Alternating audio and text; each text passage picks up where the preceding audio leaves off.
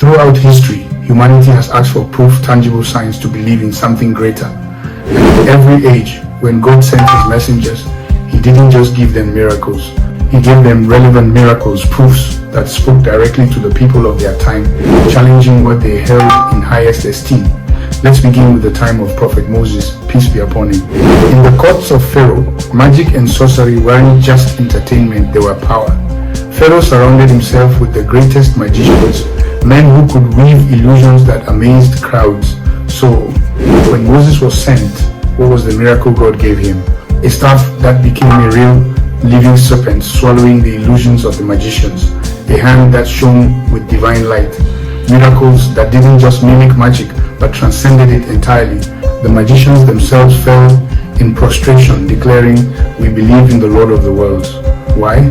Because they saw truth that surpassed their craft. Now, fast forward to the time of Prophet Jesus, peace be upon him.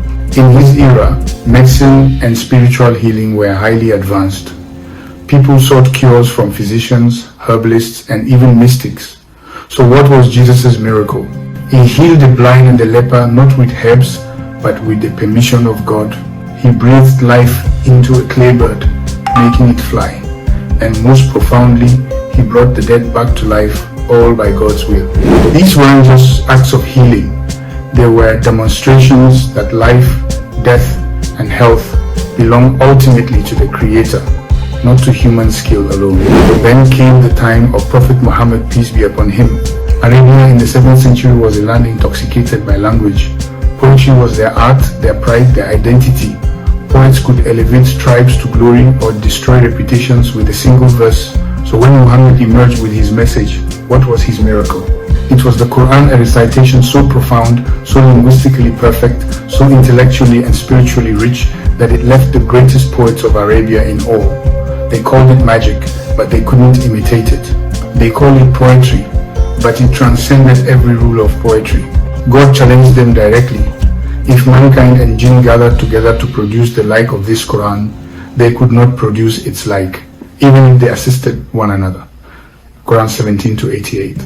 And here's what's incredible. The miracles of Moses and Jesus were witnessed by their people in their time. But the Quran, it wasn't just for 7th century Arabia. It's here with us today, unchanged, in the same Arabic, inviting every generation to examine its depth, its clarity, its timeless guidance. Think about it.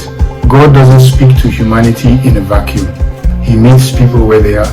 To a society obsessed with magic, he sent a miracle above magic. To a world focused on healing, he sent a healer who revived the dead. To a culture that worshipped words, he sent the ultimate word one that remains a living challenge until today. So when someone asks, where is the proof of Islam? The proof is in this book. A book that has outlived empires, outlasted languages, and continues to transform lives. A miracle you can read, recite, and reflect upon right now. The miracles of the past were for their times. The miracle of the Quran is for all times, and that is a proof that speaks across centuries.